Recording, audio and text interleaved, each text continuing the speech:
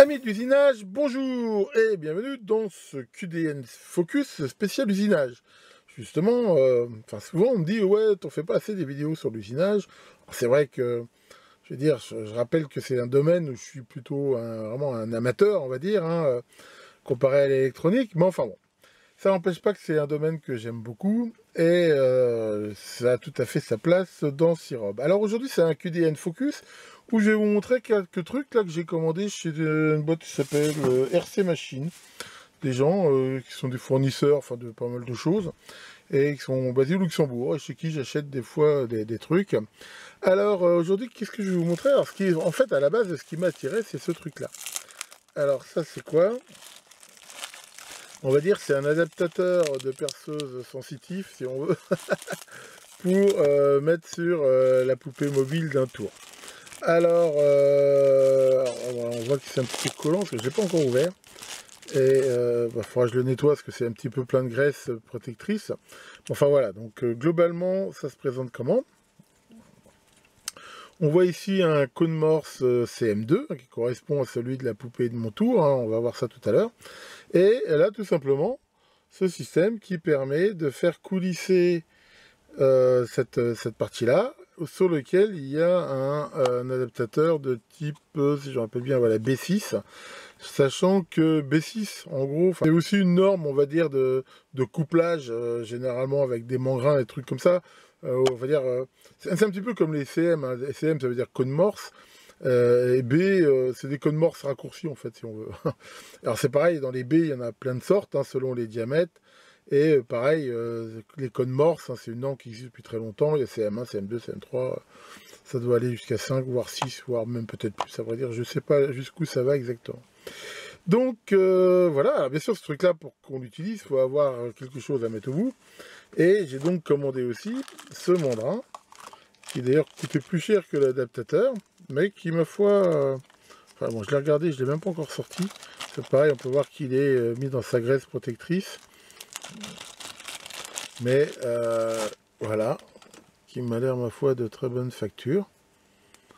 Et que on peut donc après, voilà, mettre ici sur ce cône, de façon à ce qu'il soit mis de façon concentrique. Et là, on voit qu'on peut régler, voilà, vraiment, ça va jusqu'à 3 mm, je crois. On voit, enfin, ça va de 0,2 à 3 mm. Et ça correspond exactement à ce que je cherchais, puisque moi, c'était pour usiner des petits trucs. Et donc, voilà, en fait, on le tient comme ça, et là, on peut le serrer. Il n'y a pas besoin de clé, c'est un serrage à main. Et donc, grâce à ça, on va pouvoir faire un perçage, on va dire, sensitif, mais aussi, je pense, du taraudage, parce que justement, contrairement avec une manivelle où c'est pas tellement facile à faire, là, on va pouvoir tarauder, inverser le sens de rotation et le ressortir naturellement le tarot. Donc voilà déjà cette partie-là. Alors, il faut que je la nettoie un peu avant de l'utiliser, parce que ces trucs-là, ils sont toujours mis dans une graisse protectrice. Donc je vais utiliser un dégraissant, je sais pas, du Cardan, ou j'ai une bombe de dégraissant, pour bien les nettoyer. Et on va faire un essai avec. Alors tant que j'y suis, qu'est-ce que j'ai trouvé aussi? J'ai trouvé ça. Alors ça, c'est une boîte de fraises une dent. Voilà, qui permettent d'usiner, a priori plutôt des matières plastiques ou de l'aluminium. Alors ça peut paraître bizarre, les fraises, elles ont un nombre de dents. Alors il y a une, on ne peut pas faire moins. Il y a une dent, deux dents, trois dents, quatre dents, enfin X dents. Généralement, ce qu'on trouve le plus fréquemment, c'est, on va dire, de 1 à 4. Alors, d'après ce que j'ai compris, le fait d'avoir une dent, ça permet en fait de laisser du temps entre chaque attaque et de bien dégager des copeaux, et aussi d'éviter peut-être que ça fonde, justement, ça laisse, on va dire, un petit peu un temps de refroidissement entre chaque copeau. Donc on va utiliser ça. Alors mon idée aussi, c'était de voir, et on va faire l'essai ensemble, si de la résine imprimée avec mon imprimante résine, là, je vous ai montré, ça pouvait éventuellement se réusiner un petit peu pour adapter les codes par exemple. Et on va essayer avec ces fraises là justement. On va faire l'essai, on va voir ce que ça donne. Donc avant de passer à la pratique, pour info aussi, chez RC Machine, j'achète aussi, ils vendent des matières premières, et ils vendent des chutes souvent au kilo. Par exemple, là j'ai acheté des chutes d'acier Je crois que ça s'appelle de l'acier de décolletage, je crois qu'ils appellent ça. Voilà. Donc c'est assez lourd. Alors ça se vend au poids, alors bien sûr, bah, enfin, selon le poids, on en a plus ou moins, ça se vend au kilo. Mais voilà, alors par contre, on ne choisit pas du tout les chutes qu'on a. Là, par exemple, j'ai eu un lot, c'est que des ronds de ce diamètre-là. L'autre fois, j'en avais pris, il y avait un peu de tout. J'ai aussi pris là des chutes de matière plastique. Alors, des fois, j'avais eu plein de bouts assez petits. Ce coup-ci, le hasard a voulu voilà, que j'ai deux gros bouts de quelque chose. Ça ressemble à une sorte de nylon. Bon, enfin bon, de toute façon, après, je peux le retailler. Puis des fois, si j'ai besoin de faire des grosses pièces. En fait, généralement, pour profiter du port, à chaque fois que je commande chez RC Machine, bah, j'en profite pour profiter du port, pour prendre un ou deux ou 3 kilos comme ça de chute, ce qui me fait quand même une petite réserve de matière à usiner. Donc voilà, donc bah, ce que je vous propose, c'est que je vais nettoyer tout ça, et on va bah, faire des essais en réel de fraisage donc avec cette fraise, voir sur de la résine, voir un petit peu ce que ça donne, et de ce super outil sensitif. C'est parti. Voilà, alors on va pouvoir essayer le truc. Alors déjà un petit rappel sur les codes morse, hein, rapidement. C'est qu'il y en a donc plusieurs sortes. Hein, donc comme j'ai dit, il y a plusieurs tailles. Mais il y en a aussi, comme on peut le voir, voilà, qui ont un bout comme ça, par exemple, qu'on enlève généralement avec un chasse-cône. Hein, je vais vous en montrer un. Il y en a d'autres, par contre, qui ont un bout fileté comme ça, de façon à pouvoir mettre ce qu'on appelle un tirant éventuellement. C'est le cas par exemple sur ma fraiseuse, où il y a tout un axe. Là ça permet en plus, une fois que le cône est mis, de le serrer avec cette tige, de façon à ce qu'il ne bouge pas. Il y en a qui ont un bout autrement, enfin voilà, il y en a différentes sortes. Et il y a même des adaptateurs. Par exemple là on voit ce forêt, hein, parce qu'il y a des outils comme ce forêt, où il y a des fraises par exemple, qui sont directement sur le code morse, ce qui fait qu'on les fixe directement. Il n'y a pas besoin de passer par un mandrin ou quoi que ce soit. Et là, par exemple, on peut voir que c'est un code morse 1. Et là, j'ai un adaptateur code morse 1, code morse 2. Voilà, on peut mettre comme ça. Et bien sûr, une fois qu'il est bien mis dedans, enfin les cônes, une fois qu'ils sont coincés, des fois c'est très compliqué de les sortir, mais il y a généralement voilà, quelque chose de prévu, comme on voit là. Et il y a un outil là qu'on appelle un chasse-cône. En fait, c'est une sorte de coin qu'on vient mettre comme ça. Et en tapant légèrement avec un maillet, et ben, en fait, ça fait levier, puis ça le décoince. Donc voilà pour ce genre de choses. Alors pour info, j'avais déjà un petit adaptateur que j'aimais beaucoup, que je ne me rappelle plus où je l'avais trouvé, qui se mettait lui par contre justement sur un mandrin, et qui était pareil, je veux dire pour le taraudage ou autre, mais il fallait le tenir comme ça, c'était à la limite, enfin, je trouve que c'est un peu moins pratique, et le mandrin là il faut une clé alors que celui-là on n'a pas, c'est pour ça que voilà, j'ai craqué pour ce niveau là, enfin bon à la limite celui-là reste tout à fait valable. Donc bah, on va faire ici un essai, donc comme on peut le voir j'ai monté ça là sur on appelle la poupée mobile hein, ici, donc là je vais bah, essayer de le mettre voilà, pour que ça coince et le bloquer, voilà, ici, et là bah, on voit bien le côté sensitif. Alors il n'y a pas un énorme débattement, mais on voit aussi que de toute façon vu le diamètre, c'est pas un truc fait pour faire des trous de 15 km non plus. Alors, je vais essayer de tout filmer. Donc là, ce que je vais faire avec ce système, là, je vais pouvoir donc percer et tarauder un trou dans cette tige en plastique. Je vais faire ça avec du 3 mm. Alors la première chose à faire, une fois qu'on a fixé la pièce sur le mandrin, c'est de faire un trou de centrage. Alors pour ça, on utilise des forêts comme ça, qui ont l'intérêt d'avoir un diamètre très grand par rapport ici à ce trou, ce qui fait que y a très peu de débattement possible, hein, de façon à éviter que le truc flanche, quoi. Donc là, j'en ai utilisé un bien sûr plus petit. Alors allons-y, donc là c'est très facile à faire.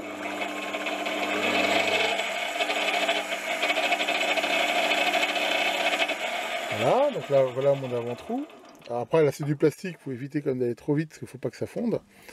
Donc là j'enlève mon forêt pointé. Voilà. Et je vais mettre donc un forêt de 2,5 hein, qui est le diamètre pour du M3. Hein, je rappelle que c'est toujours le diamètre nominal moins le pas. Donc là comme c'est du 0,5. Donc là je m'approche aussi comme ça. Et on va maintenant pouvoir percer.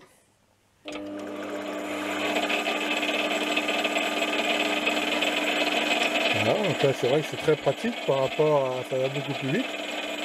Et on peut de temps en temps, comme ça, retirer le copeau. Voilà. Donc là, j'ai traversé la pièce. Ah, là, petit problème. C'était pas emmanché assez fort. Donc là, il faut quand même faire attention à ça. Donc voilà pour la partie perçage. Et maintenant, on va pouvoir tarauder.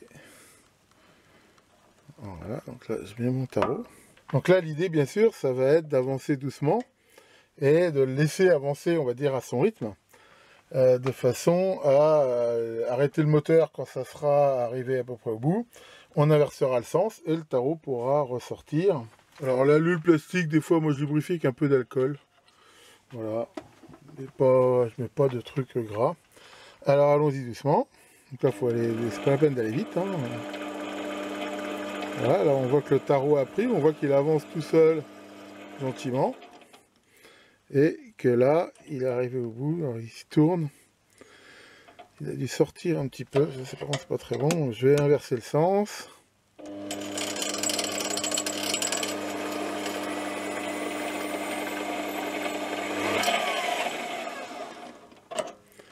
Voilà, alors qu'est-ce qui s'est passé? Il s'est passé que il n'était pas assez bien emmanché dans le cône. Et il est sorti, donc ça, c'est un petit peu le danger à faire ça, enfin bon. A priori quand même, je pense que ça a l'air de l'avoir fait.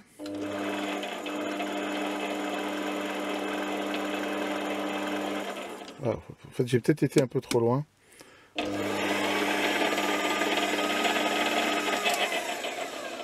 Et voilà, alors on va regarder maintenant si la pièce est correcte.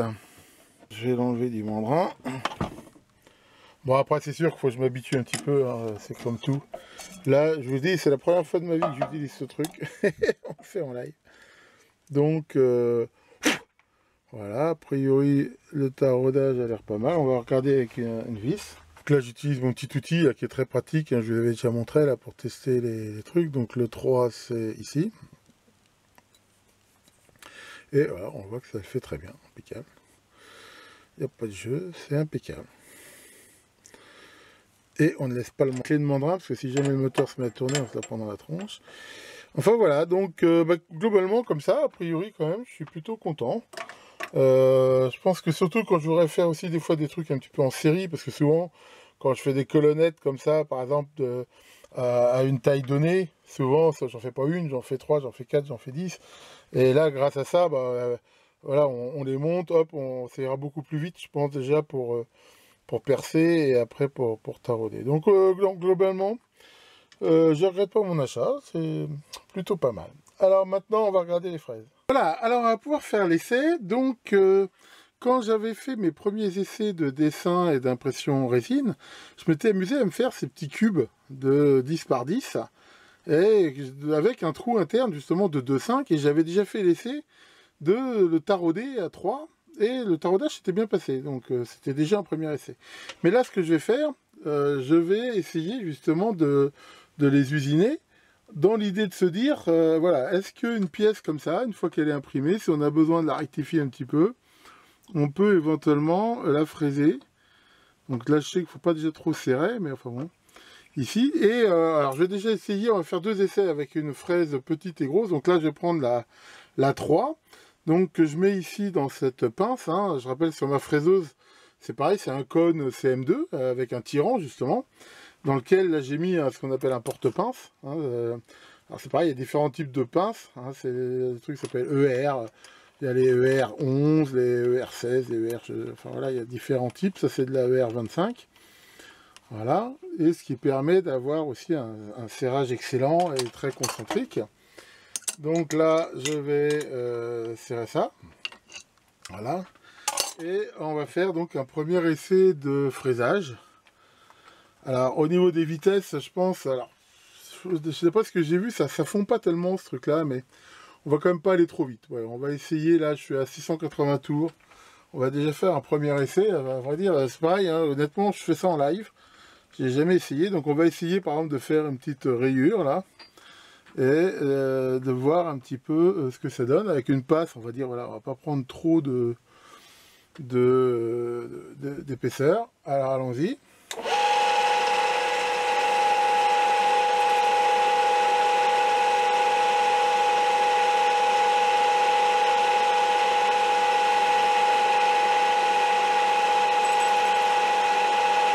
Bon, jusque là ça a l'air d'aller. On va prendre une place un peu plus importante.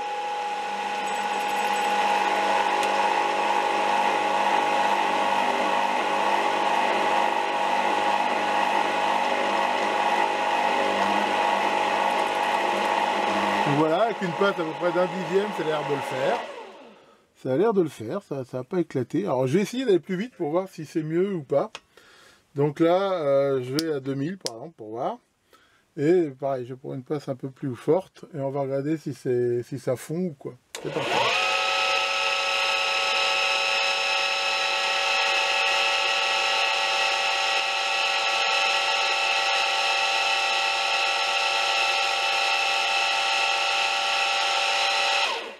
Alors ça fond pas du tout, au contraire, ça fait des beaux petits coupeaux. Et à vrai dire, non, voilà, on voit que ça s'usine très bien. Voilà, là j'ai fait une passe assez forte. Et alors je sais pas si on voit bien hein, à cause du autofocus là, mais vraiment ça le fait bien. Donc alors pour moi c'est une bonne nouvelle, ça veut dire que ça s'usine bien. Ce que je vais faire maintenant, je vais mettre la fraise de 8 et je vais essayer un surfaçage plus important, voir ce que ça donne. Allons-y. Voilà, donc là j'ai mis ma fraise une dent diamètre 8 et pareil, je vais essayer là de faire, voilà, comme si je voulais faire un plat dessus. Alors je vais toujours rester à la vitesse max, puis on va regarder un peu ce que ça donne. Allons-y.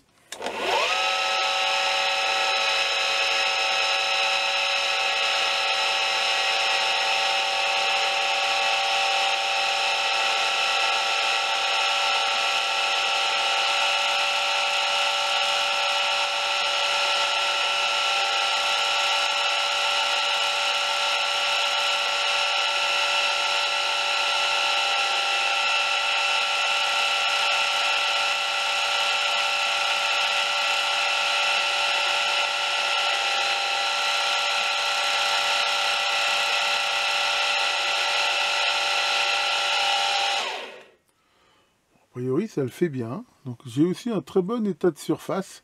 Alors je vais regarder si en allant moins vite, l'état de surface est meilleur ou moins bon. Alors c'est parti.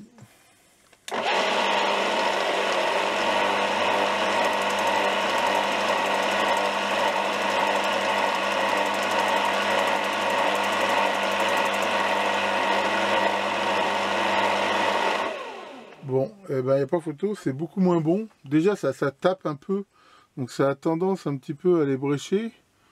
Et bah, bien sûr, bah, après, ça dépend aussi de l'avance, hein, mais on voit des marques. Non, non, a priori, il faut usiner ce truc-là vite. De toute façon, j'avais déjà regardé, cette résine-là, elle fond pas.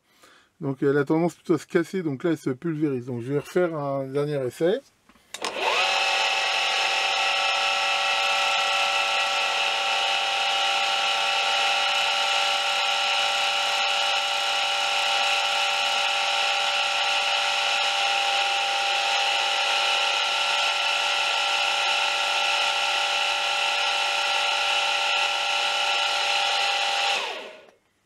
Bon, bah, et c'est super concluant.